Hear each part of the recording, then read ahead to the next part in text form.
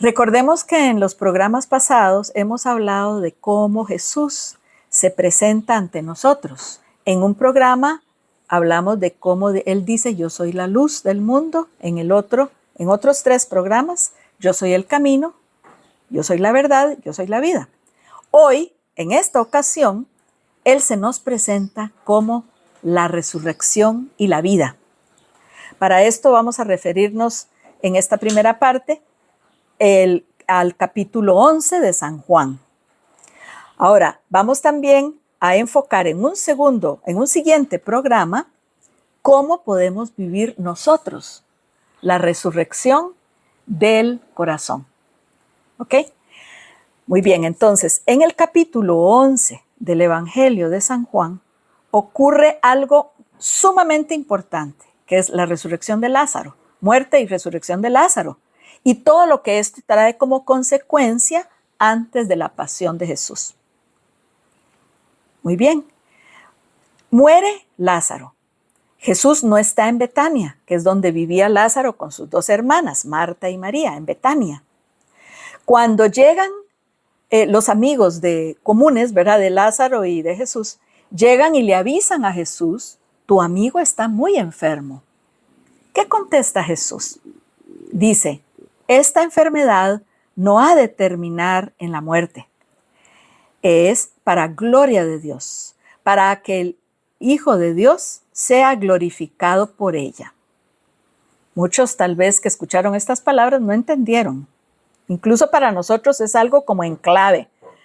Uno se pregunta, ¿cómo es posible que siendo tan amigo de Lázaro no haya inmediatamente reaccionado ir a acudir a Betania para ver a sus amigos, ¿verdad? Bueno, luego de 4 días, esto tiene un significado también, 4 días, porque según los judíos había que esperar 4 días para dar por un hecho de que la persona había muerto, ¿verdad? Entonces, luego de 4 días, por fin acude Jesús. No por negligencia, ya lo dijimos, sino porque así demostraba claramente que Él es fuente de vida. Cuando encuentra a la familia, a los amigos en común, ahí en Betania, Marta le reprocha. Marta, la hermana de Lázaro, le reprocha. Si hubieras estado aquí, Señor, mi hermano no habría muerto. ¿Qué le contesta Jesús? Tu hermano resucitará. Continúa Marta. Yo sé que resucitará en la resurrección del último día. Luego Jesús le anuncia que la fe tiene como premio el ver la gloria de Dios, el experimentar cómo Dios ayuda y salva. Jesús le dice a Marta, yo soy la resurrección y la vida.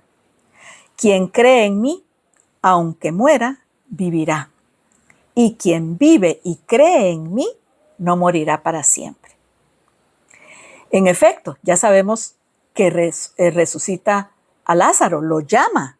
Y Lázaro, después de 4 días de muerto, sale del sepulcro, vuelve a la vida, ante la vista de todo el pueblo de Betania, los amigos, los discípulos de Jesús, en fin, todo el mundo queda atónito. Tanto los que creían en Él como los que no creían. Los amigos de Jesús y también los judíos que ya lo perseguían y que esperaban el momento para condenarlo. Entonces, la muerte de Lázaro trae como consecuencia, en realidad, la condenación de Jesús.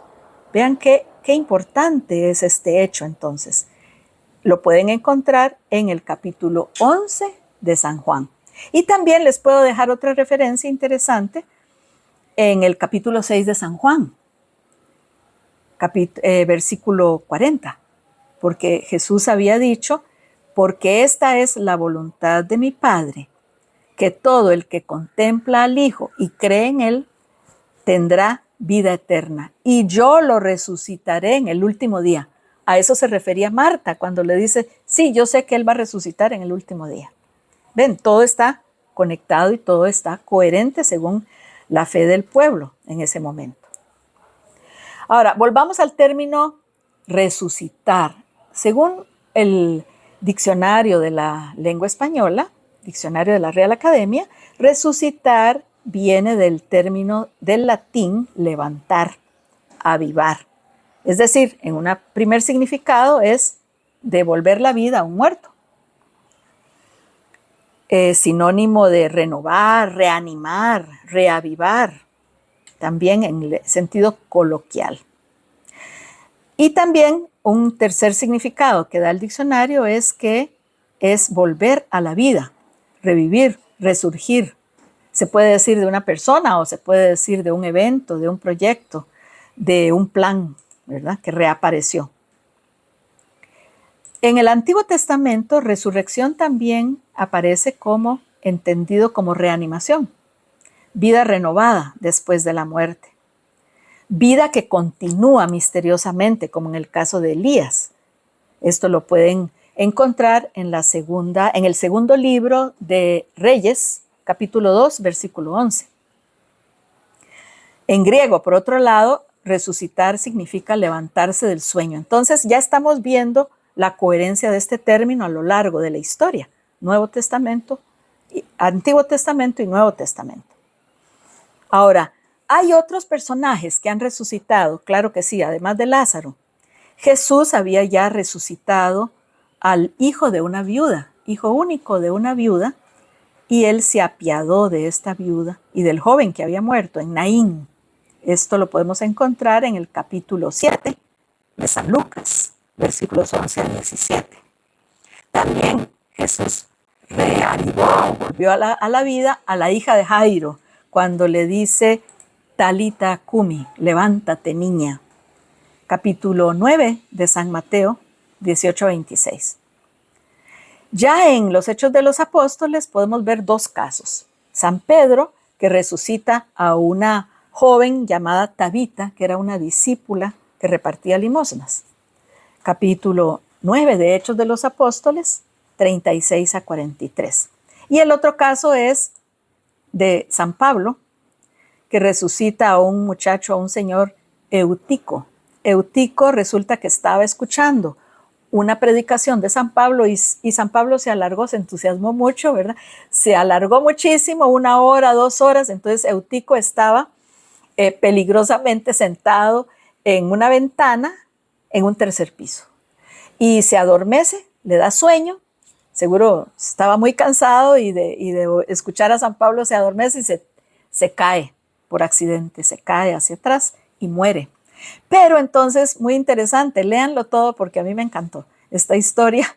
San Pablo interrumpe su charla o su predicación, baja a ver a Eutico y logra resucitarlo. Es decir, ocurre lo mismo que con la hija de Jairo, que con el hijo de la viuda y con Tabita, la discípula que repartía limosnas. Es decir, son 4 casos, además del caso de Lázaro, en el Nuevo Testamento. En todos estos casos, alguien resucita y así se demuestra el poder de Dios.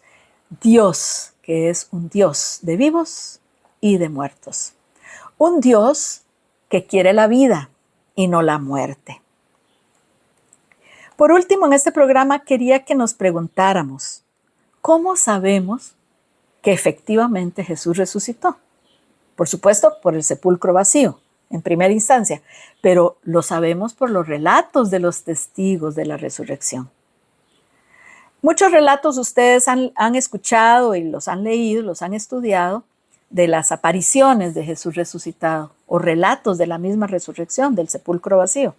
En los 4 evangelios lo tenemos, pero no siempre muestran el mismo orden o los mismos detalles en los relatos. Pero no se extrañen. Esto no va a contradecir la verdad histórica de la resurrección. Recordemos en las circunstancias en que fueron escritos, por fin, después de décadas, ¿verdad?, de tradición oral, fueron escritos los relatos de la resurrección, no en el momento. Entonces, entendamos que estos relatos, estos testimonios de la resurrección, se transmitieron por tradición oral en diferentes idiomas y a lo largo de varias décadas. Además, la iglesia, los cristianos en este momento estaban formando una comunidad viva y en expansión. Entonces podemos entender que los testimonios eran diferentes, pero que todos dan fe de la identidad del resucitado. Eso es lo importante.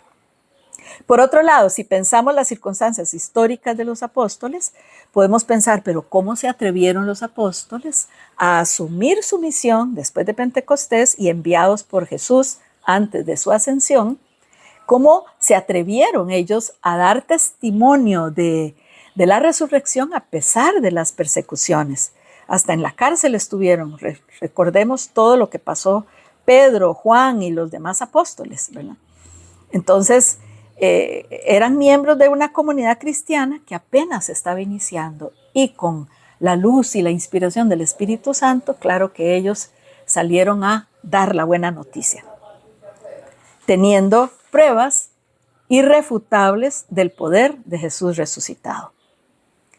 Entonces, dar testimonio de la resurrección de Cristo, ya como conclusión de este programa podemos decir, dar testimonio de la resurrección de Cristo es misión primordial del apóstol.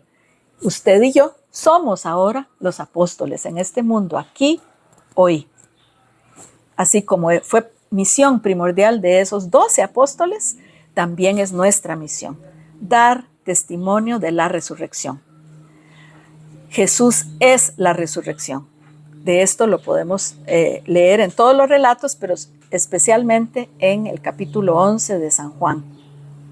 Y también les recomiendo leer, releer, meditar la primera de Corintios, capítulo 15. Primera carta de San Pablo a los Corintios, capítulo 15. Desde el primer versículo hasta el final, bueno, hasta más o menos el final, versículo 58. Aquí vamos a encontrar una explicación bastante detallada y muy profunda de San Pablo sobre el cómo y el cuándo vamos a resucitar. Porque así lo decimos en nuestro credo. Yo creo en la resurrección de los muertos y en la vida eterna. En la vida del mundo futuro, dicen otras versiones del credo. Entonces, el versículo que hay que retener de esta primera carta a los Corintios es que si no creemos en la resurrección de los muertos, vana sería nuestra fe. O sea que el fundamento de nuestra fe es creer en Jesús resucitado. Vamos entonces a terminar aquí y les sugiero repasar todo este programa para el próximo programa ya entrar a otro tema muy, muy interesante de cómo vivir la resurrección nosotros aquí, cómo ese segundo significado de resucitar, que es la resurrección del corazón.